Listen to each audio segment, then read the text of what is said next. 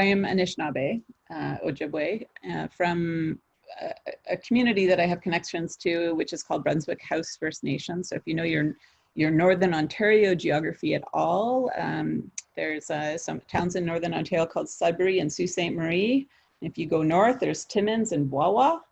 And Chapleau is a small town on the CN Railroad line that has 3 First Nations in and around it. So I'm connected to one of those communities, but I never lived on the reserve. I've got, of course, family and cousins, and my uncle and my cousin have both been chief of the community, and I have a first cousin who's one of the family doctors in the community.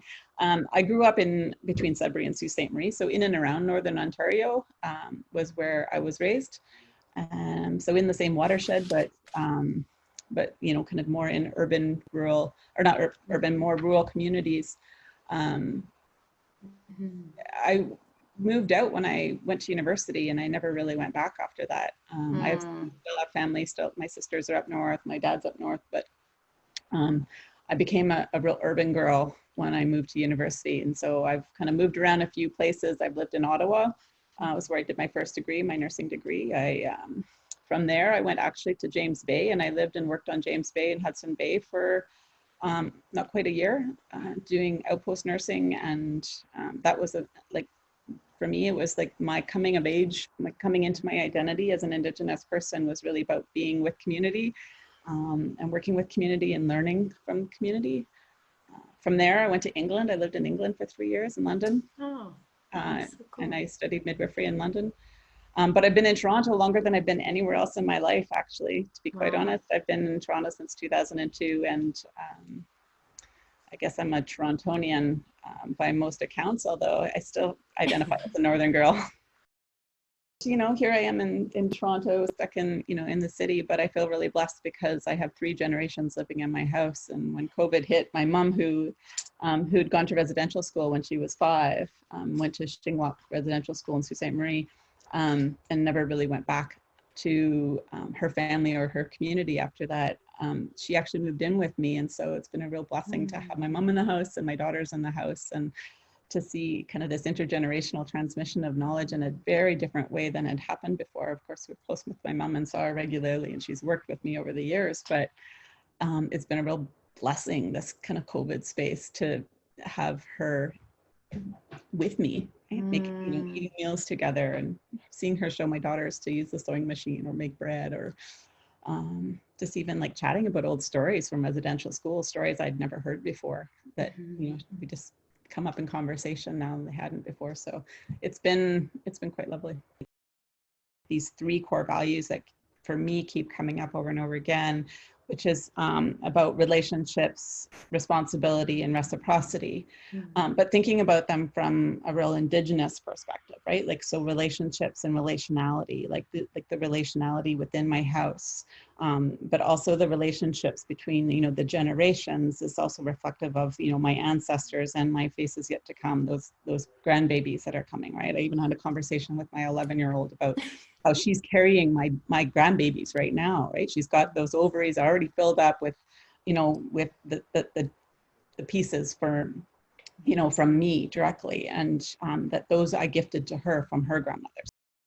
Responsibility being, I think, what really ultimately led me from being a frontline, clinician, delivering babies in an urban setting, to going into impact investing.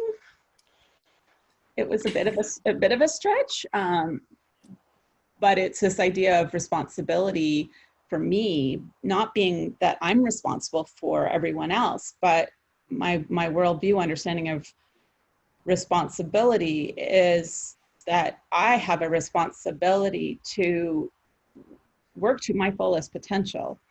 And if I have been given gifts of power or space or education or teachings or knowledge or wisdoms, then it's my responsibility to use those to my fullest potential for the people around me.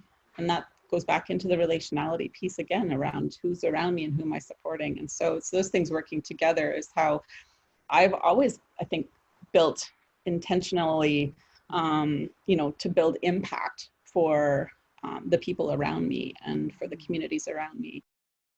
I had the best job in the world. I was at ceremony regularly. I was, at the most sacred ceremony, right? Bringing those most sacred beings, our next generation, into the physical world from the spirit world. And um, it was like, it was a big decision to leave. It was a big decision. Again, it went back to that responsibility piece of like, I was struggling within midwifery, not because I didn't love the job, but because I was working with urban Indigenous families, supporting Indigenous midwifery at a national level. And the saying, I kept going to talks and saying the same three things is kind of what I felt like. I was just, always talking about kind of disparities in access and, disparities in outcomes, and how racism was like one of the core pieces of it. And, whether it was advocating for better housing for Indigenous moms and families, whether it was advocating for more food security, whether it was advocating for anti-violence, whether it was advocating for child protection to get out of people's faces, or whether it was, any of these things, justice, violence, like all of those different pieces were all rooted in poverty. I learned so much in midwifery, right? Like one of the Inuit words for midwife is that they're a nation builder. And so being able to kind of support nation building in this way it just seemed like a natural kind of transition. And I know how to do program development. I know how to be with people.